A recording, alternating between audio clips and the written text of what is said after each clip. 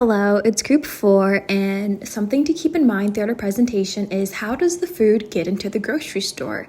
What's the journey our food takes from being grown to being in our mouth? Challenge D focuses on food distribution and the problems that come along with that process, such as the amount of greenhouse gas, the amount of preservatives, the amount of highly processed food, in addition to the food waste and the injustice that comes along with the process.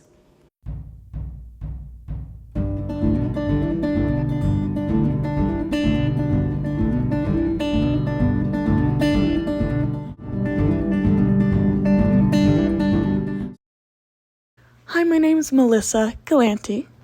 One problem we have identified is related to supply chains. We do see that longer supply chains do lead to higher emissions being released, and there is a loss of food quality. Specifically, it increases the need for preservatives to be added into our foods, which is not super healthy, and there is a reliance on hyper-processed foods as well.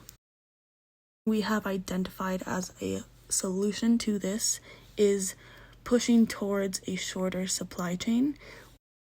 We can do this by offering tax incentives to companies that source locally and avoid, again, those longer supply chains. What we would need to enact this is financial support from our government or public or private companies in the form of financial incentives, looking at tax incentives or subsidies as well. We do hope that this would increase a demand for local products and, of course, reduce emissions released into the air as well as waste. We want fresher food and products available to more people around the country. And we do hope that overall this does create a more sustainable and community-focused food network. Another problem we have identified is the lack of diversity among farmers, which does cause inequitable access to not only agricultural opportunities, but also products, and overall leads to lower innovation and less efficiency in our food systems. We can support diversity through grants, funding, and financial support, but also through the education about what it means to be a farmer, how small communities can start up small farms. We do believe that having more diversity in our farms, specifically with farmers, does allow more small-scale farms to exist around the country, which then goes back to being able to shorten our supply chains, which, as we have discussed before, would be a great help. There is would be a decrease in underserved communities' reliance on processed foods, and we do believe that having diverse farms in different regions will allow there to be more crop diversity in the small plots of land that are used, because we aren't utilizing these large acres of land that are often committed to one crop, which is what our massive monocultured farms do focus on in today's world. Hello, my name is Joshua Mosqueda, and my idea is to expand SNAP and EBT and combine this with mobile grocery stores. As we saw before, working with small local farms will lower emissions, but how do we make sure that this food is distributed equitably and affordably? One way to do this is to strengthen SNAP. SNAP helps low-income families supplement their grocery budget. One study done by the USDA found that SNAP caused a 5% decrease in food insecurity in low-income areas. Strengthening SNAP can only help combat more food injustices. This can be done by helping afford less processed food, which can be damaging to human health. A huge way to strengthen SNAP benefits would be to ensure that more stores accept SNAPs. Having more stores accept SNAPs could lower emissions. Not only this, but limiting food deserts due to the more stores in proximity that people could go to. Although this is a great start, strengthening SNAP is not enough, because as we saw in the course, there's a lot of food deserts that are caused by low mobility rates. That's why, along with strengthening SNAP, we need to implement more mobile grocery stores. These mobile grocery stores will help combat food deserts by equitably distributing foods from local farms to low-income communities. This reduces the need for residents to travel long distance for whole foods, which in its own will lower emissions. Now that the solution solved the problem of mobility and equitable distribution, there's still a lot of processed items that are more affordable under the SNAP benefit. To deal with this, I want to double down on some of the subsidies that we talked about earlier. A study done in 7 countries showed that food subsidies that made healthier foods more affordable at the grocery stores made a significant increase in the purchase and consumption of healthier foods. This happened 6 out of the 7 times they observed it. This one study itself showed that when nutritious foods are subsidized, it could combat processed foods and the health implications that come with it. Strengthening our support in low-income areas by strengthening SNAP and incorporating mobile markets could be a strong method when combined with subsidies. These two methods together can combat processed food and food injustices, as well as heal our local food system. Hello, everyone.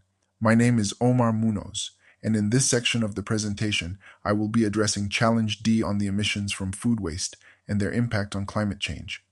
I will also go over some home-based solutions for combating food waste, focusing on reducing emissions and food waste to promote environmental sustainability.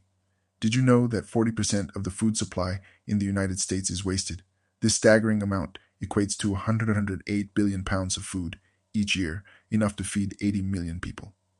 The environmental impact is profound, as food waste in landfills generates methane, a potent greenhouse gas that contributes significantly to climate change. Food waste is responsible for 8 to 10% of total greenhouse gas emissions in the US. The decomposition of uneaten food releases methane, exacerbating global warming. Thus, reducing food waste is essential for mitigating these emissions and protecting our planet. One effective solution lies in meal planning. By creating a weekly meal plan and a corresponding grocery list, we can avoid unnecessary purchases. Checking inventory before shopping ensures we don't buy what we already have, and sticking to the list helps prevent impulse buys that lead to waste.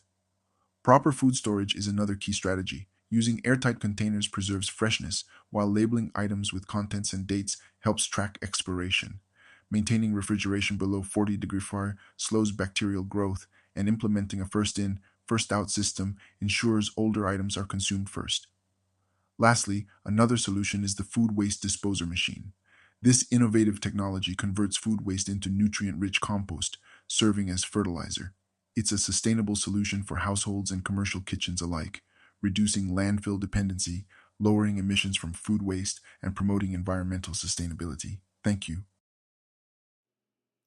Hello, my name is Taisha Tate, and I am addressing the amount of energy that is used in the food distribution process, specifically the amount of energy that is used when it comes to grocery stores and the food distribution trucks.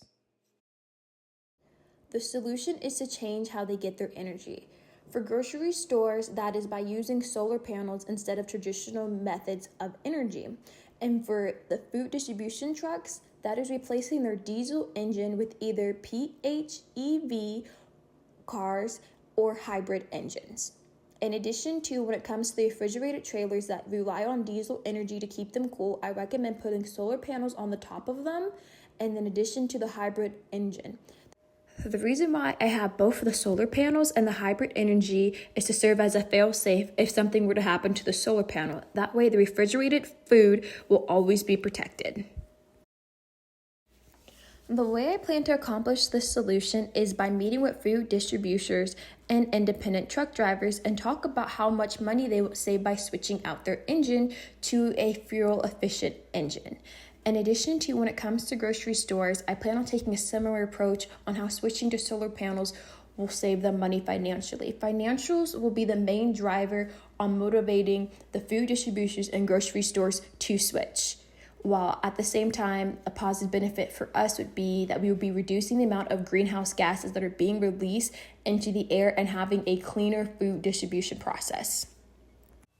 By taking these steps, we will be able to reduce the amount of greenhouse gas that comes from the food distribution process, from specifically the grocery store front and the food distribution trucks themselves.